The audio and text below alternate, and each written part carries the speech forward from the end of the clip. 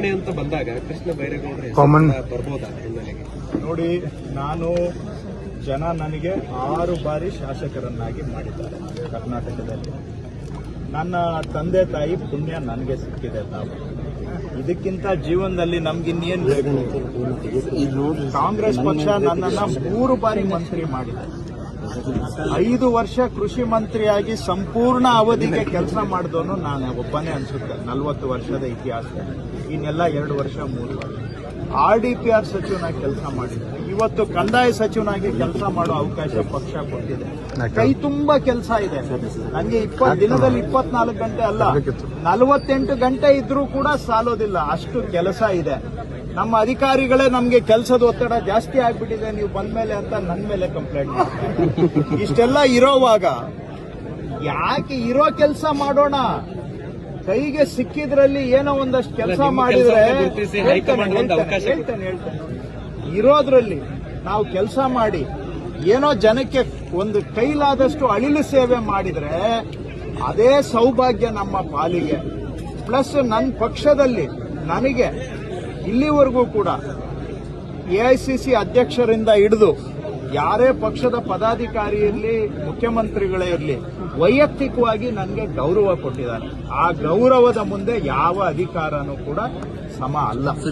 So ನನಗೆ ಏನೆಲ್ಲ ಸಿಗಬೇಕು ಅದೆಲ್ಲವೂ ಕೂಡ ಸಿಕ್ಕಿದೆ.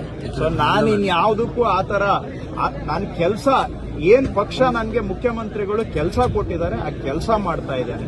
ಇವತ್ತು ನೀವು ಇಷ್ಟೆಲ್ಲ ಗೊಂದಲ ಅಂತ ಇದ್ದೀರಾ. ನಾನು ಇವತ್ತು ಇಲ್ಲಿ ಕಿತ್ತೂರಿನಲ್ಲಿದ್ದೇನೆ, ಮಧ್ಯಾಹ್ನ ಕಾರವಾರದಲ್ಲಿದ್ದೇನೆ. ನನ್ನ ಕೆಲಸ ನಾನು ಮಾಡ್ತಾ ಇದ್ದೇನೆ. ಯಾಕಂದ್ರೆ ನಮಗೆ ಏನೋ ಸಿಕ್ಕಿರೋ ಅವಕಾಶದಲ್ಲಿ ಕೆಲಸ ಮಾಡಬೇಕು. ನನ್ನ ಪಕ್ಷ ನನಗೆ ವೈಯಕ್ತಿಕವಾಗಿ ಗೌರವವಾಗಿ ನಡೆಸಿಕೊಂಡಿದೆ. ಪಕ್ಷದಲ್ಲಿ ನನಗೆ ಗೌರವ ಇದೆ. ಅದಕ್ಕಿಂತ ಬೇರೆ ಆಸೆ ಯಾವುದೂ ಇಲ್ಲ. ಚುನಾವಣೆ ಅಂತ ಬಂದಾಗ ಕೃಷ್ಣ ಬೈರೇಗೌಡರು ಬರ್ಬೋದಾ ಹಿನ್ನೆಲೆಗೆ? ನೋಡಿ, ನಾನು ಜನ ನನಗೆ 6 ಬಾರಿ ಶಾಸಕರನ್ನಾಗಿ ಮಾಡಿದ್ದಾರೆ ಕರ್ನಾಟಕದಲ್ಲಿ.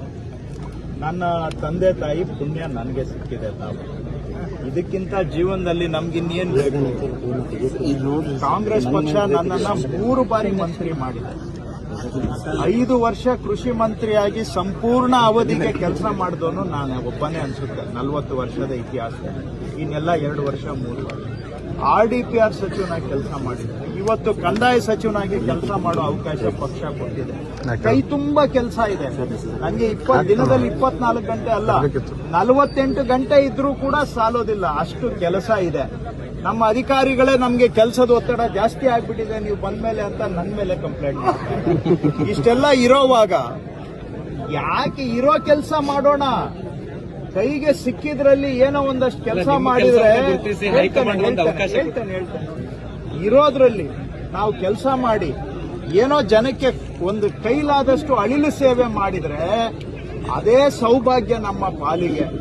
ಪ್ಲಸ್ ನನ್ನ ಪಕ್ಷದಲ್ಲಿ ನನಗೆ ಇಲ್ಲಿವರೆಗೂ ಕೂಡ AICC ಅಧ್ಯಕ್ಷರಿಂದ ಹಿಡಿದು ಯಾರೇ ಪಕ್ಷದ ಪದಾಧಿಕಾರಿ ಇರಲಿ, ಮುಖ್ಯಮಂತ್ರಿಗಳೇ ಇರಲಿ, ವೈಯಕ್ತಿಕವಾಗಿ ನನಗೆ ಗೌರವ ಕೊಟ್ಟಿದ್ದಾರೆ. ಆ ಗೌರವದ ಮುಂದೆ ಯಾವ ಅಧಿಕಾರನೂ ಕೂಡ ಸಮ ಅಲ್ಲ. ಸೊ ನನಗೆ ಏನೆಲ್ಲ ಸಿಗಬೇಕು ಅದೆಲ್ಲವೂ ಕೂಡ ಸಿಕ್ಕಿದೆ.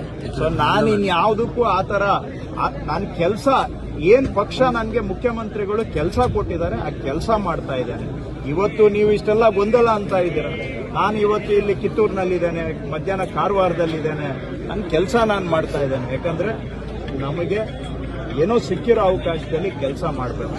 ನನ್ನ ಪಕ್ಷ ನನಗೆ ವೈಯಕ್ತಿಕವಾಗಿ ಗೌರವವಾಗಿ ನಡೆಸಿಕೊಂಡಿದೆ. ಪಕ್ಷದಲ್ಲಿ ನನಗೆ ಗೌರವ ಇದೆ. ಅದಕ್ಕಿಂತ ಬೇರೆ ಆಸೆ ಯಾವುದೂ ಇಲ್ಲ. ಹೆಚ್ಚಿನ ವಿಡಿಯೋಗಳಿಗೆ ಪ್ರತಿಧ್ವನಿ ಯೂಟ್ಯೂಬ್ ಚಾನೆಲ್ ಸಬ್ಸ್ಕ್ರೈಬ್ ಮಾಡಿ, ಬೆಲ್ ಐಕಾನ್ ಕ್ಲಿಕ್ ಮಾಡಿ.